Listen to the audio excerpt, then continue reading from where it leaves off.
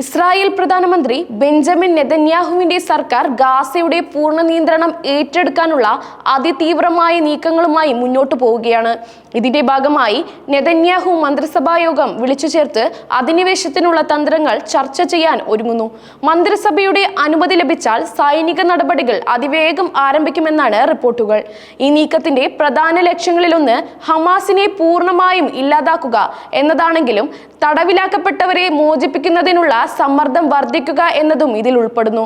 ഇസ്രായേലിന്റെ ഈ സമ്പൂർണ്ണ അധിനിവേശ പദ്ധതി അന്താരാഷ്ട്ര സമൂഹത്തിൽ വലിയ ഒച്ചപ്പാടുണ്ടാക്കിയിട്ടുണ്ട്. ഐക്യരാഷ്ട്രസഭയും യൂറോപ്യൻ യൂണിയൻ ഉൾപ്പെടെയുള്ള പല ആഗോള ശക്തികളും ഈ നീക്കത്തെ അതീവ ആശങ്കാജനകമെന്നും അസ്വീകാര്യമായ പ്രകോപനമെന്നും വിശേഷിപ്പിച്ചിട്ടുണ്ട്. വെടിനിർത്തലിനുള്ള ആഗോള ആവശ്യങ്ങളെ പൂർണ്ണമായും അവഗണിച്ച് ഇസ്രായേൽ മുന്നോട്ട് പോകുന്നത് മേഖലയിൽ കൂടുതൽ രക്തച്ചൊരിച്ചിലിന് ഇടയാക്കുമെന്നാണ് ഈ രാജ്യങ്ങൾ ഭയപ്പെടുന്നത്. എന്നിരുന്നാലും US പ്രസിഡന്റ് ഡൊണാൾഡ് ട്രംപ് ഇസ്രായേലിന് സൈനിക നടപടികൾക്ക് അനുമതി നൽകിയതായി വരുന്ന റിപ്പോർട്ടുകൾ ആഗോള തരത്തിലുള്ള സമ്മർദ്ദങ്ങൾക്കിടയിലും ഇസ്രായേലിന് പ്രധാനപ്പെട്ട സഖ്യകക്ഷികളുടെ പിന്തുണയുണ്ടെന്ന് വ്യക്തമാക്കുന്നു. ഗാസ ഇതിനോടകം തന്നെ രൂക്ഷമായ മാനുഷിക പ്രതിസന്ധി നേരിട്ടുകൊണ്ടിരിക്കുകയാണ്.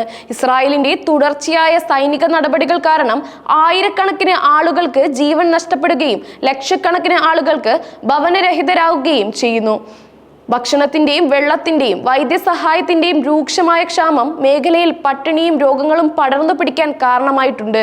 ഒരു സമ്പൂർണ്ണ അധിനിവേശം ഈ ദുരിതം വർദ്ധിപ്പിക്കുകയും ഗാസയിലെ ജനസംഖ്യയുടെ വലിയൊരു ഭാഗത്തെ കൂട്ടപലായനത്തിന് നിർബന്ധിതരാക്കുകയും ചെയ്യുമെന്ന ആശങ്ക ശക്തമാണ്. ആശുപത്രികളും മറ്റ് അടിസ്ഥാന സൗകര്യങ്ങളും പൂർണ്ണമായി തകരുമെന്ന ഭീഷണിയും നിലനിൽക്കുന്നു. അന്താരാഷ്ട്ര റെഡ് ക്രോസ് പോലുള്ള മാനസിക സംഘടനകൾ ഗാസയിലേക്ക് സഹായം എത്തിക്കാൻ ശ്രമിക്കുന്നുണ്ടെങ്കിലും സംഘർഷം കാരണം ഇത് പലപ്പോഴും തടസ്സപ്പെടുന്നുണ്ട്. ഇസ്രായേൽ രാഷ്ട്രീയ സൈനിക നേതൃത്വങ്ങൾക്കിടയിൽ ഈ വിഷയത്തിൽ ഭിന്നതകൾ ഉടലെടുത്തിട്ടുണ്ട്. സൈനിക മേധാവി അവിക് കോവാഹി ഈ സമ്പൂർണ്ണ അധിനിവേശ പദ്ധതിയെ പിന്തുണയ്ക്കുന്നില്ലെന്നും ഇത് അദ്ദേഹത്തെ സ്ഥാനത്തു നിന്നും നീക്കം ചെയ്യുന്നതിലേക്ക് നയിച്ചേക്കുമെന്നും റിപ്പോർട്ടുകൾ സൂചിപ്പിക്കുന്നു.